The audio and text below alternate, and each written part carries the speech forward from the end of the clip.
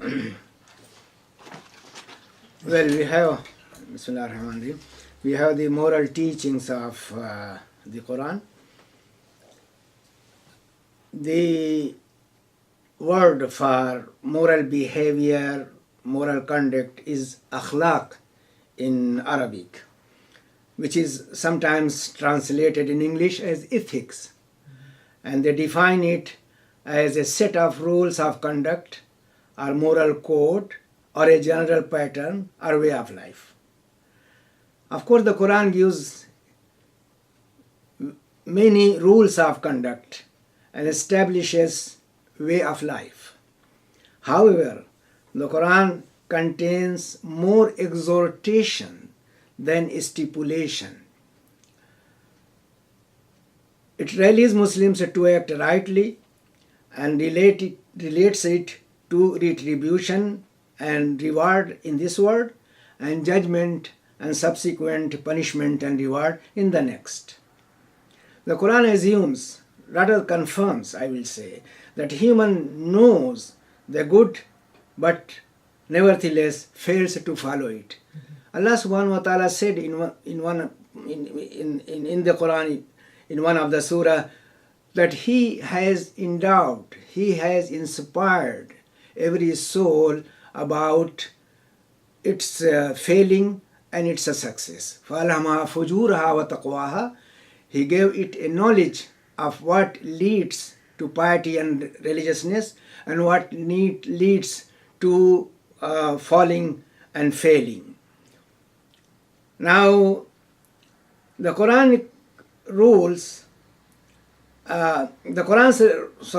the Quran's novel features of ethical perspectives are an assertion of ultimate meaningfulness of human acts and a variety of compelling theories of why humans should act virtuously.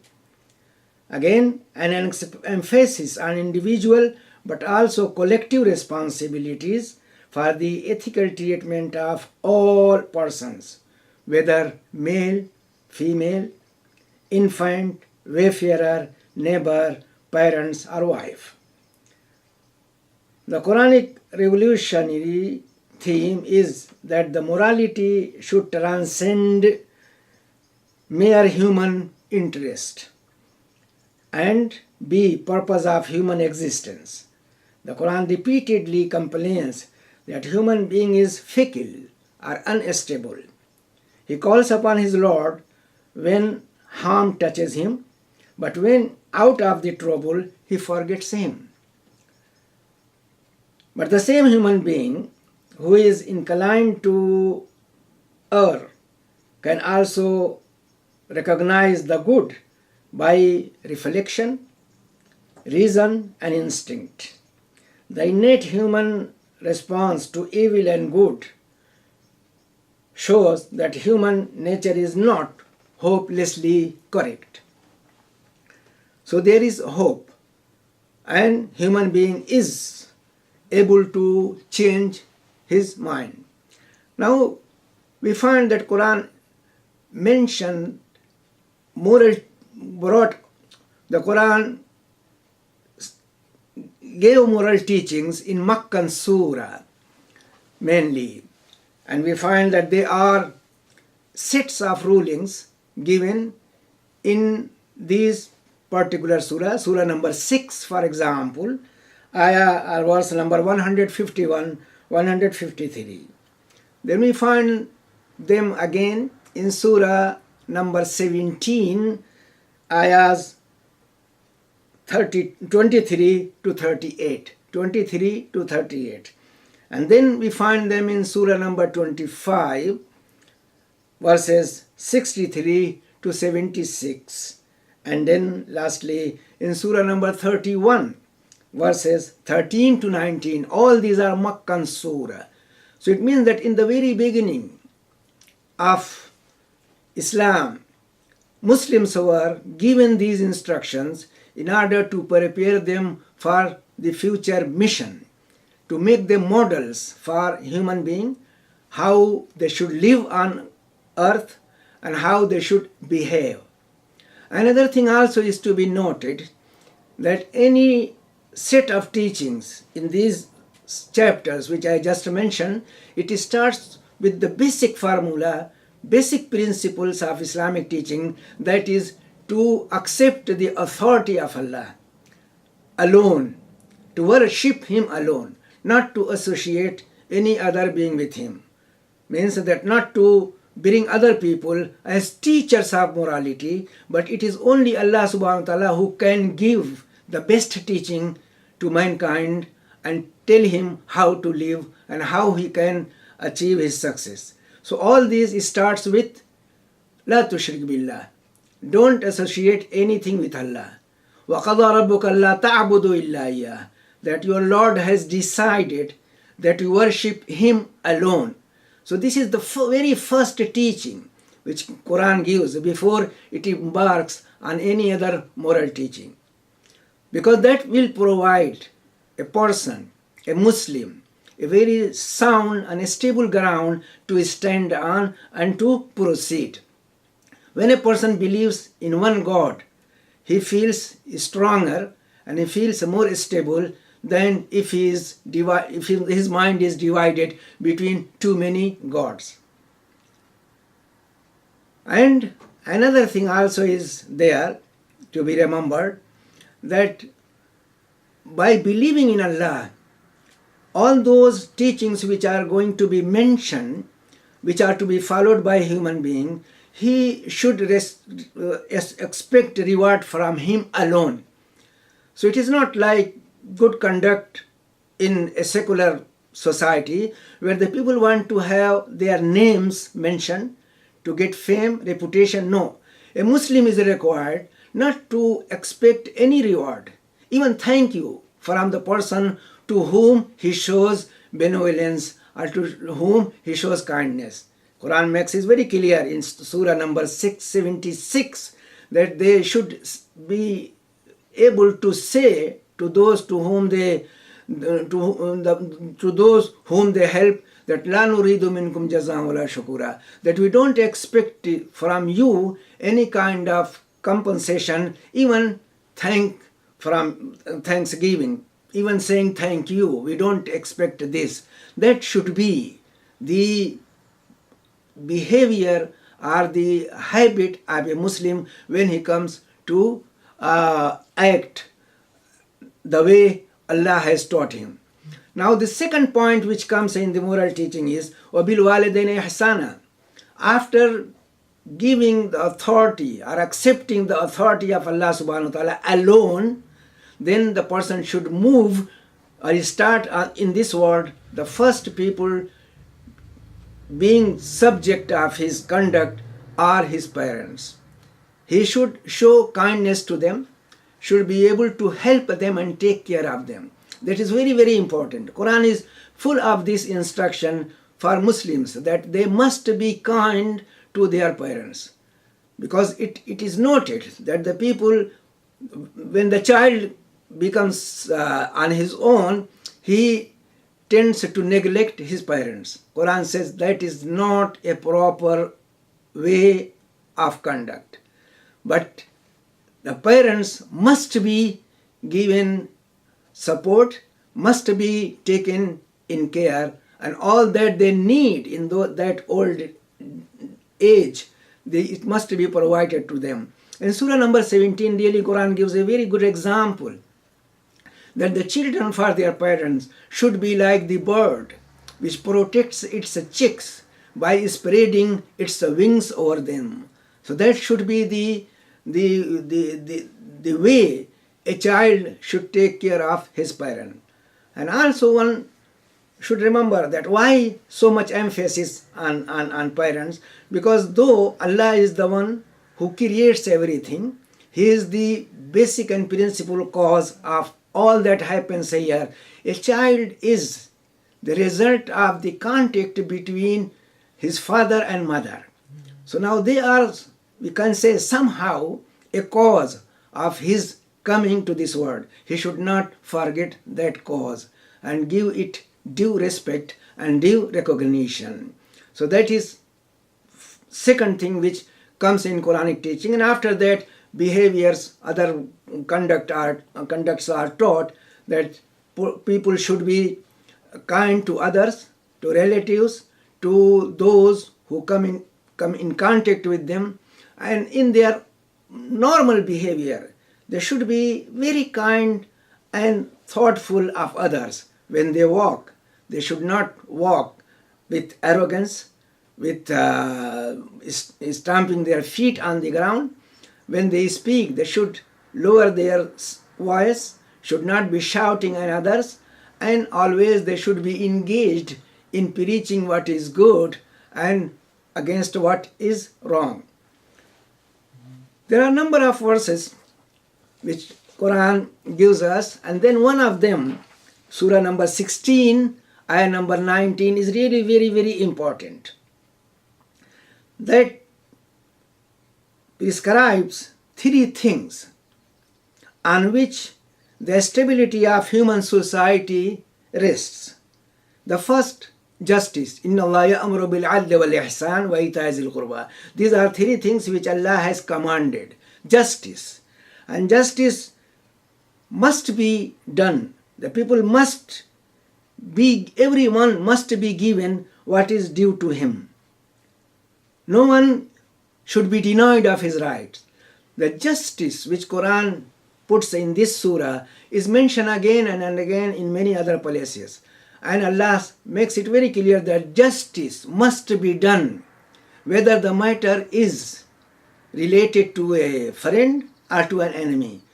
The enmity of a people or an individual should not force a man to deal with him unjustly. وَلَا يَجْرِمَنَّكُمْ شَنَانُ قَوْمٍ عَلَىٰ أَلَّا تَعْدِلُوا. Surah number 5. That your enmity with a people should not push you to deal with them with injustice. عِدِلُوا هُوَ أَقْرَبُ لِلتَّقْوَى. Always you must hold fast with justice and do it. And that will bring you closer to Allah subhanahu wa ta'ala. So justice is to be done to anyone, to any human being, that he must be treated with justice. Justice should never be ignored, should never be neglected. So that is one thing on which, of course, any society can rest. If justice is gone, then people do not feel safe and there will be no stability in the society. The second thing which this place 16 number 90 of ayah is ihsan.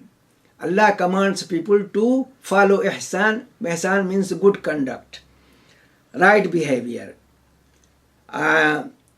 This is something which is required, that human being may, of course this is something which Muslims are taught, that they must be kind and even foregoing their own right. That will be ihsan. Ihsan does not mean that you do good if someone does good to you. No. That is a very minor thing.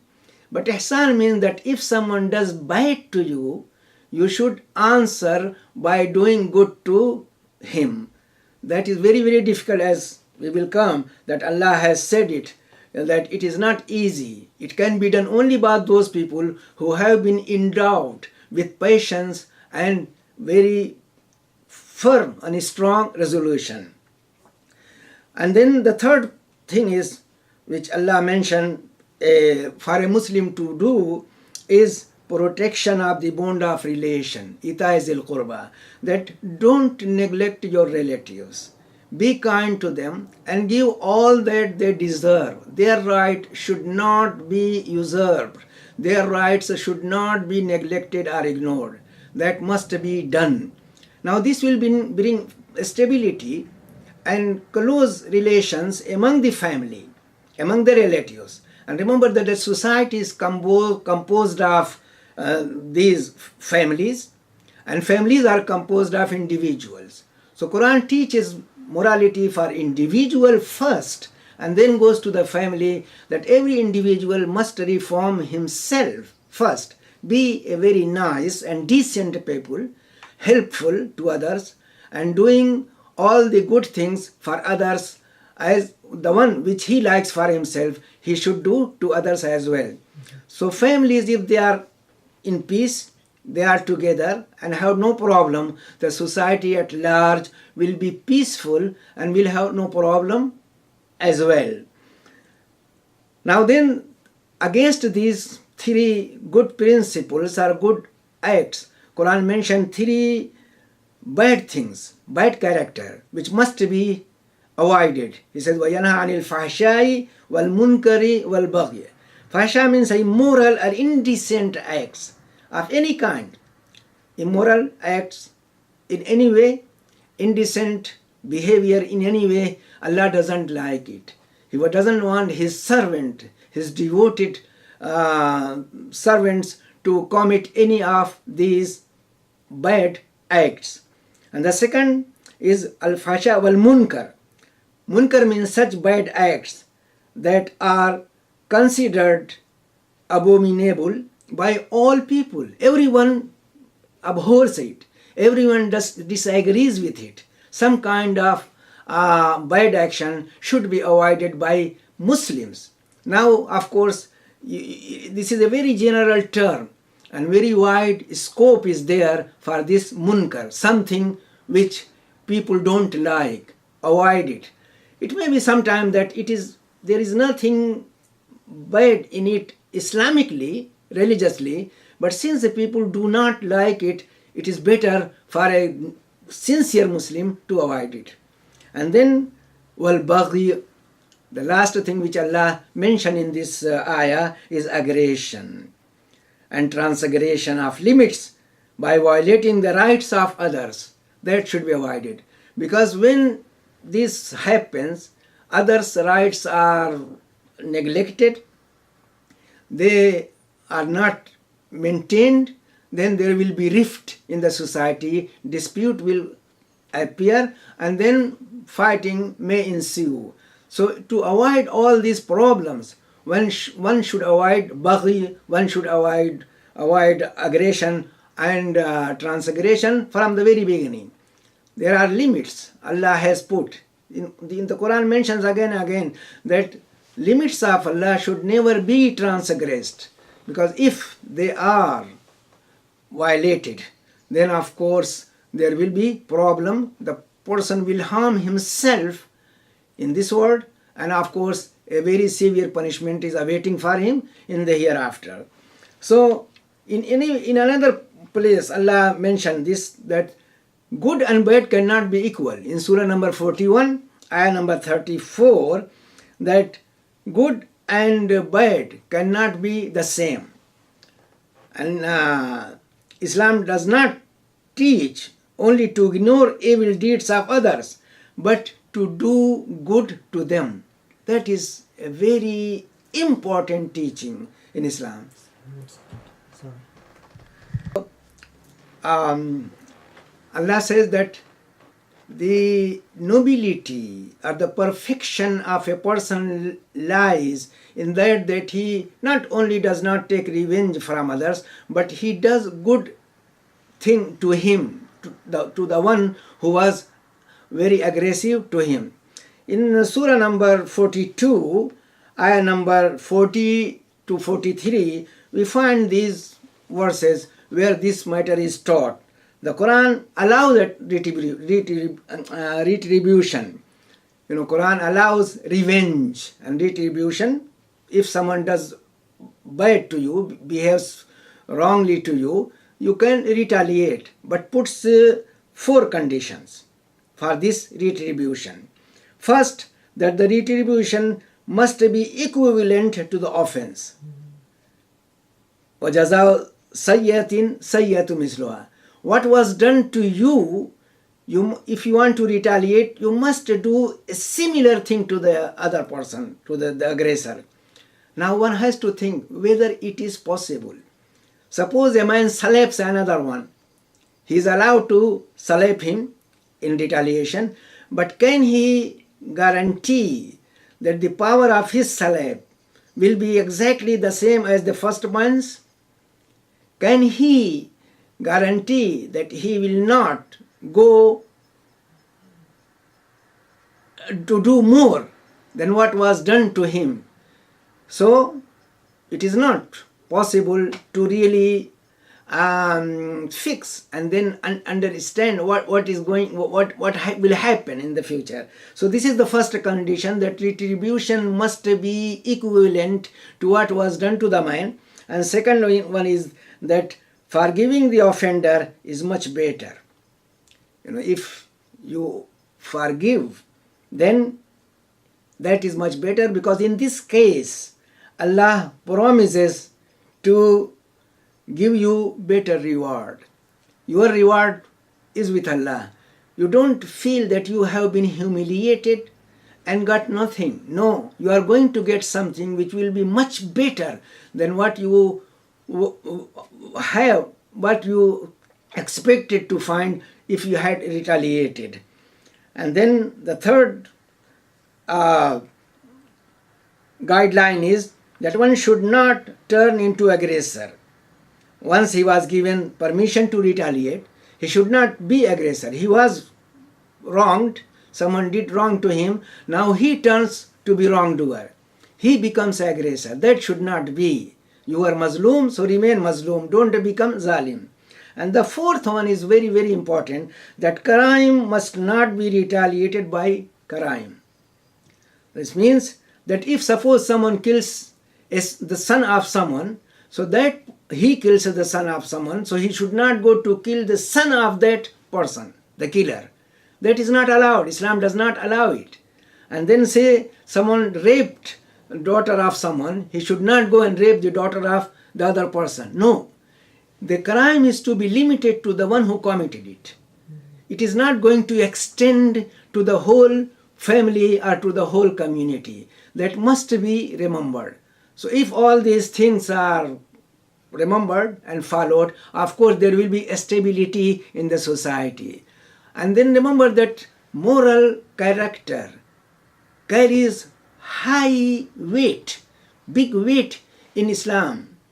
That is the one which really can cause salvation to the person or his destruction. We have a very clear hadith, a very good teaching by the Prophet ﷺ in this respect, that dues which are to be paid to human being, they carry much importance, more importance than the rights of Allah over human being.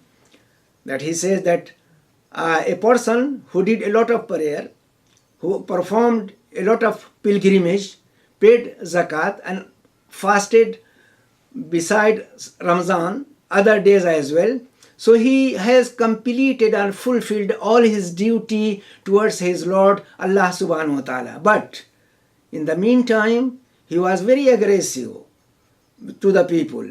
He hit this one, he killed that person, he took the money of a third one, and he caused a lot of problems to the fourth one, and so on, so forth.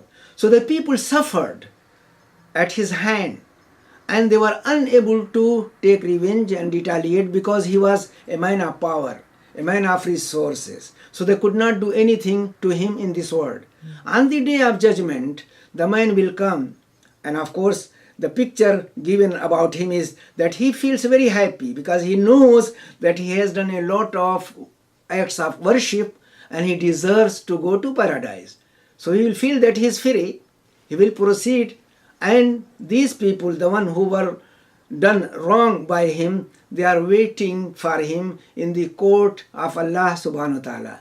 When he comes and wants to pass, he will be stopped. Wait, you cannot go away. Just wait. You know these people who are sitting here, they have complained against you, it will be said to him. This one says that you hit him. This one says that you killed him. This one said that you caused all kind of problem to him. Now no one on that day can deny his crime, his offenses. That is the day where truth will come to the ground. The truth will come to the people and nothing will be hidden. So he will have to accept, yes, he did it. Now then Allah's command will be, okay, then please him now. There he cannot have his checkbook or any other material source to pay to the person who is complaining against him and make him happy. So the only source from which he can pay is his good deeds. So some of the good deeds will be transferred to the account of that person until he feels happy, satisfied. Then the other person will be dealt in the same way, and the third one will be dealt with in the same way. So all his good deeds will finish, exhaust, because they were given to those people whom he treated badly in this world. But still there are some more element. What could be done now? So the bad actions of those people will be transferred from their account to this good man's account. And at the end, instead of going to the heaven, to paradise, he will end up in hell. So that is how it is. So the actions done for the sake of Allah subhanahu wa ta'ala, the duties performed for him, they are not as important as duties performed or duties which a man has to perform concerning human being. So it must be remembered. And then Quran terms any bad action, anything which comes in violation of the recommendations and teachings of Allah subhanahu wa ta'ala, Quran calls it zulm, injustice. So injustice is there. And the people have to avoid injustice, doing wrong. Doing wrong starts from the shirk, from taking others as God beside Allah subhanahu wa ta'ala. So that is the biggest zulm. But there are other qualities, other kinds of zulm, which all of them are included in any wrong action. As a matter of fact, the Quran mentioned the word zulm in its various forms 235 times. And Quran asserts, Allah confirms that he is not going to do zulm at all to anyone. So the people should avoid zulm, and Hadith says, the Prophet tells us that beware of zulm, keep away from it, because it is going to result in darkness on the day of judgment. So that is how one has to take care of zulm and be very careful. Now remember that any right which is violated, as I said, is zulm. Now then, of course, when a person disobeys Allah subhanahu wa ta'ala, involves in bad acts, it involves violation of Allah's right, because Allah's right on human being is to obey Him and to follow His commands, to follow His teaching. And then the person who gets involved in bad acts, he also violates the rights of all those things he used in this act of disobedience. Allah gave him body, Allah provided him with power, facilities and tools, hearing, speaking, and all that. All these were to be used in acts of obedience to Allah, not to be used in the acts of disobedience. So we violated the rights of all those things which were provided to him by Allah subhanahu wa ta'ala. And then lastly, he violated the right of himself, his self. He has a responsibility to protect himself from distraction, from being punished. But by disobedience, he violates that right and causes himself a distraction. He is the one who is going to suffer. No one else is going to suffer for his crimes, for his zulm. You want more?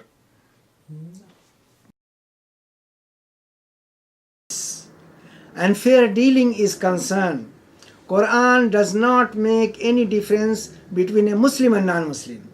It is your duty to be fair and to deal justly with everyone. Prophet being a human being, the thought may have come to his mind that why I am subjected to all this torture, to all these problems. Why should I undergo all these difficulties and hardship? So Allah mentioned these stories to tell him that you are not the only person who suffered for the sake of Allah subhanahu wa ta'ala and in passing his message to the community. Before you there were many other prophets and messengers who came and they were treated in a similar way. So you should not lose hope.